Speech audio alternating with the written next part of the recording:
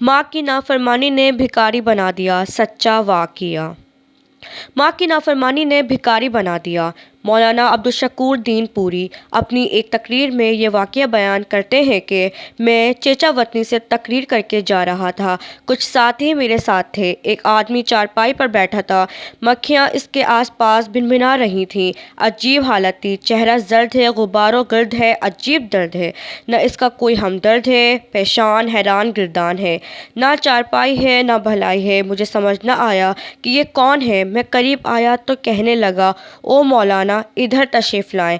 पहले दांत, हड्डियों का ढांचा, कमज़ोर सांचा, क़ाबिल गौर। अजीब शोर। इसके पाँव पर एक कपड़ा पड़ा हुआ था। इसने कहा, मुझे इबरत से देखो, मैं कौन हूँ। मैं एक शेर था। ये मेरा मकान था, दुकान मेरी थी। अब भीख मांगता हूँ। मुझे कोई भीख भी नहीं देता, बल्कि मेरे ऊपर लानत करते हैं। ज़रा गौर से सुनना, ये इबरत की बात बता रहा हूँ।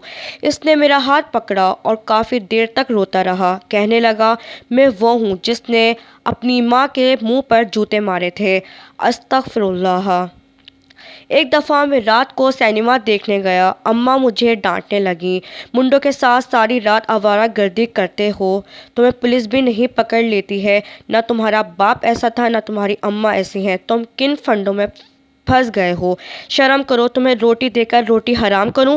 कुछ नाराज़ हुई। मुझे गुस्सा आया। मैंने जूता उतार कर माँ को मारना शुरू कर दिया। 2 जूते मुंह पर मारे। माँ के मुंह से बस इतना ही निकला कि अर्श वाले, इसलिए बचा दिया था कि आज मैं जूते खा रही हूँ, मुझे मौत दे दे। मैं जीने के काबिल नहीं हूँ। मौला, जो बेइज्जती हुई हो चुकी, मुझे अपने पास बुला ले। मैं अब ज़्यादा जूते नहीं खा सकती। अर्श वाले, जिसने अम्मा की तौहीन की है, इस कुत्ते की दुनिया और आखिरत बर्बाद कर। कहने लगा। इस वक्त तो मैं सो गया। रात को पाँव में एक अजीब सा दर्द उठा। पाँव लरजने लगा। सुबह को पाँव सूजकर इतना मोटा हो गया। डॉक्टर को दिखाया। लमताने नश्तर अस्पताल गया। इन्होंने ऑपरेशन किया। पाँव काटे गए। इसने अपने पाँव से कपड़ा उठाया तो पीप बह रही थी। कहने लगा, ये ज़ख्म नहीं, ये अम्मा की बद्दुआ है, खुदा का कहर है। अम्मा 1 हफ्ता रो रो कर मर गईं। खाना तक नहीं खाया। कहती थी, मैं समझती थी कि बेटा खिदमत करेगा। मैं इस उम्र में जूते खा रही हूँ। मुझे अपने बेटे की ज़रूरत नहीं। अम्मा रो रो कर इसी गम में ख़त्म हो गईं। मकान बेचा, दुकान बेची, बीवी भी चली गई, बेटे भी चले गए। 4 साल से यहाँ पड़ा हूँ। पीप बह रही है। ऐसे मालूम होता है जैसे कुत्ते काट रहे हैं। नींद नहीं आती। मक्खियाँ भिनभिनाती ही रहती हैं। गुजरने वाले कहते हैं, ये वो लानती इंसान है जिसने माँ को जूते मारे थे। दुनिया मुझे इबरत की निगाह से देखती है। कुत्ते की तरह मेरे सामने रोटी फेंक कर जाते हैं।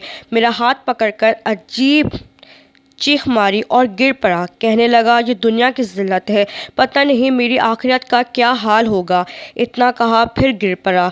रोता रहा। फिर इसने आँख न खोली। फिर कहने लगा, मौलाना, मुझे रूठा रब राज़ी करवा दो। मालूम होता है जिससे अम्मा नाराज़ हैं, खुदा भी इसके लिए कहार बन जाता है। मैं उजड़ गया हूँ। बेटे आते हैं, बुलाता हूँ, बेटे मुझे अब्बा नहीं कहते। मेरी दुनिया और आखिरत बर्बाद हो गई है। दुनिया की लानत बरस रही है। अम्मा के एक लफ्ज़ ने खुदा के कहर से मुझे बर्बाद कर दिया है। खुदा के कहर से मुझे बर्बाद कर दिया है।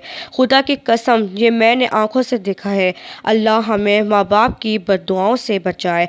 आमीन सुम आमीन। खतबात दीन पूरी। ऐसे ही अच्छे और सच्चे वाक़यात सुनने और देखने के लिए मेरा चैनल ज़रूर सब्सक्राइब करें, लाइक करें, लाजमी शेयर करें और बेल आइकन को लाजमी प्रेस करें। अल्लाह हाफ़िज़। शुक्रिया।